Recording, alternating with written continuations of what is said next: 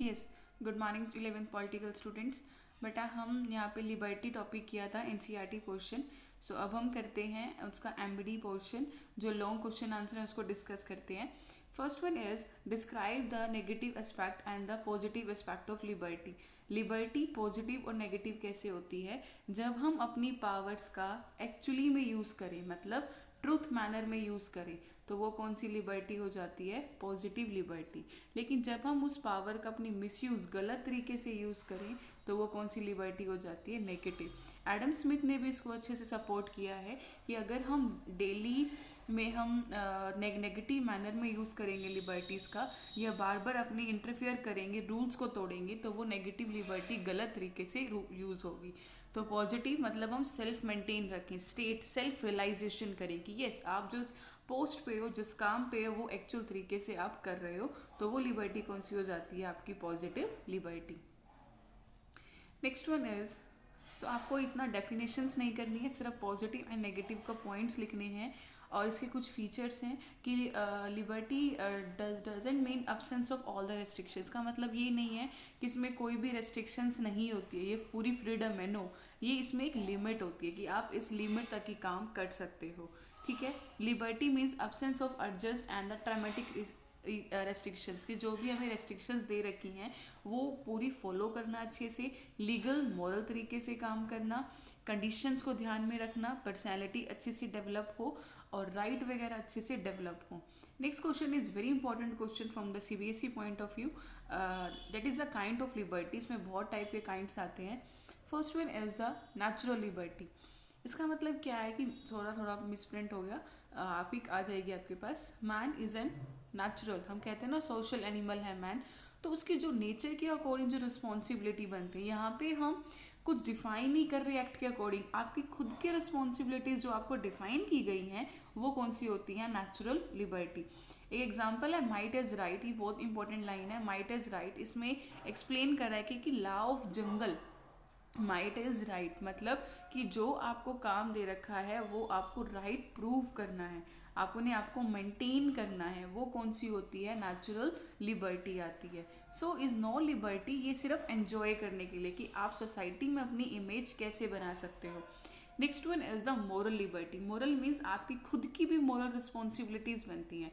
हर बार government ही कोई rule ना बनाए, गवर्नमेंट के अकॉर्डिंग नहीं चलना, आप अपने अकॉर्डिंग भी रूल बना सकते हो। दैट्स अ मोरल रिस्पॉन्सिबिलिटी, कि हर एक मैन की कुछ ना कुछ रिस्पॉन्सिबिलिटी साइड के रखी है, उसके अकॉर्डिंग ही वो काम करे तो बेटर रहता है। वो कौन सी रिस्पॉन्सिबिलिटी है? हमारी moral responsibility.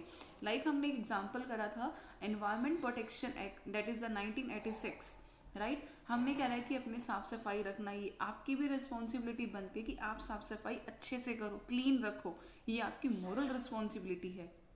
Next is the civil responsibility.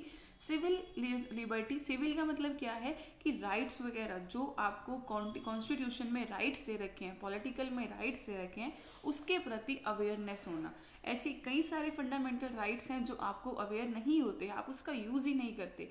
Like मैं बार बार एग्जांपल करती हूँ क्लास में कि 6 to 11 एजुकेशन जो है ईयर्स की, वो एजुकेशन फ्री होती है। ये हमारी 11th फंडामेंटल ड्यूटी है, 6 to 14 ईयर्स है। तो यहाँ पे अगर हम इसका एक्चुअली में यूज़ करें तो शायद इंडिया में कोई भी पर्सन अनएम्प्लॉयड या कोई भी पर्सन बेरोजगार ना रहे। ठीक है। तो यहाँ पे उनका पॉलिटिकल साइंस में जो उसकी लिबर्टी बनती है, उसके अकॉर्डिंग उसको राइट्स को अवेयर रहना। Next one is the economic liberty. Economic means according to level, अब आपका फाइनेंशियल स्टेटस कैसा है, फाइनेंशियल पोजीशन कैसी है, उसको आप चेक करो। फाइनेंशियल कैसे? हर एक कोई बंदा काम करता है, हर एक पर्सन अपने लेवल पे काम कर रहा है, कोई टॉप लेवल कर रहा है, कोई मिडिल लेवल कर रहा है, कोई लोअर लेवल, तो उनके लेवल पे हमेशा इक्वालिटी देना, फाइनेंशियल असिस्टेंस प्रोवाइड करना, वो कौन सी लिबर्टी है? Economic liberty. पॉलिटिकल लिबर्टी मतलब इंडिया क्या है? डेमोक्रेटिक है, तो डेमोक्रेटिक के अकॉर्डिंग आपको कौन सी फ्रीडम दे रखी है, आप कौन से लेवल में आते हो, कौन सी कैटेगरी में आते हो, उसके अकॉर्डिंग जो आपको फ्रीडम दी जाएंगी, that is the political liberty. Next one is national liberty. अब आपकी स्टेट लेवल पे कौन कौन सी लिबर्टीज़ बनती हैं, कौन कौन सी अपॉर्चुनिटीज़ हैं जो आपको मिलती हैं और आप उसको कन्वर्ट कर देते हो एक अच्छे खासे एडवांटेज में, वो होती है नेशनल लिबर्टी। कम्युनिटी आपकी क्या चाहती है, इकोनॉमिक पॉइंट ऑफ व्यू कितना अच्छा है। जैसे इंडिया जब हमारी आज़ाद हुआ था तो स्टार्टिंग में चाहे कितने क्राइसिस थे, धीरे धीरे डेवलपमेंट होने लग गई, बहुत सारी योजनाएं आती हैं, उनको हम स्टडी कर सकते हैं, हम उनसे कितना फ़ायदा उठा सकते हैं। तो ये सब किस में हम डिस्कस करते हैं, नेशनल लिबर्टी में। Next one is the international liberty. International means अब इंडिया का बाहर किसके साथ रिलेशन है, कितना हमारा स्ट्रेंथ है, कितनी हम मिलिट्री पावर का यूज़ करते हैं। जैसे हमारे मेन है वर्ल्ड बैंक, कितना अच्छा हम इंडिया का सपोर्ट करता है, WTO, IMF, international monetary fund. तो ये सब ऐसे फाइनेंशियल इंस्टीट्यूशंस हैं जो इंडिया को फाइनेंशियली हेल्प प्रोवाइड करते हैं। Next one is the describe the main safe guard for the maintenance of liberty. अब लिबर्टी को बनाए रखने के लिए, मेंटेन करने के लिए कौन कौन से स्टेप्स हैं, किस मैथड से हम इंडिया को और डेवलप कर सकते हैं from the point of view liberty. First one is the democracy. Democracy means क्या होता है, पावर बाय पीपल। अगर हम लोगों को पावर दे दें कि यस आप ऐसे काम करो, आप ऐसे काम में डेवलप हो सकते हो, तो वो डेमोक्रेसी अच्छे से बन सकती है।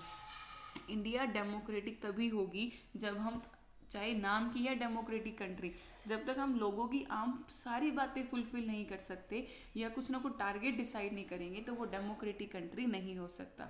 Next is the declaration of fundamental right. Fundamental right इस तरीके से होने चाहिए कि कोई भी वायलेट, कोई भी गलत तरीके से यूज़ ना कर सके। जैसे हम ये पढ़ते हैं इमरजेंसी के टाइम पे फंडामेंटल राइट को हम सस्पेंड कर देते हैं, तो ऐसे हमें सेफ गार्ड बनाए रखते हैं कि कैसे हम अच्छे से यूज़ कर सकते हैं। Next one is the equal right. अच्छे से इनको राइट प्रोवाइड करना, काम देना कि येस हम सबको इक्वल दे रहे हैं। इकोनॉमिक इक्वालिटी, यहाँ पे किसी से भेदभाव नहीं करना अकॉर्डिंग टू लेवल। आप मिडिल लेवल के 2% हो, उसमें आप सैलरी भेदभाव कर रहे हो, तो यहाँ पे इकोनॉमिक इनइक्वालिटी आ जाएगी।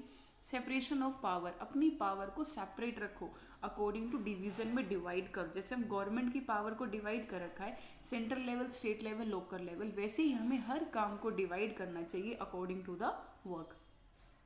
डिसेंट्रलाइजेशन ऑफ पावर, अपनी पावर को आगे डिस्ट्रीब्यूट कर दो कि जो पर्सन काम करेगा अच्छा सा, फिर उसको हम आइडियाज़ लेंगे कि यस आप बताओ इस काम को हम कैसे अच्छे से प्रूव कर सकते हैं। नए नए आइडियाज़ आएंगे, वो आइडियाज़ कब आएंगे, जब हम अपने काम को एम्प्लॉयज़ को डिवाइड कर देंगे। फ्री एंड ऑनेस्ट प्रोसेस, अच्छे से क्लियर कट होना चाहिए, ट्रांसपेरेंट होना चाहिए।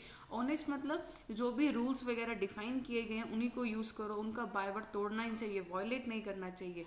पॉलिटिकल एजुकेशन, पॉलिटिकल को अवेयर करना चाहिए। यस ये आपके फंडामेंटल राइट्स हैं, ये अमेंडमेंट आ चुकी हैं, आप ही अवेयर नहीं होगे तो उसमें काम कैसे चलेगा।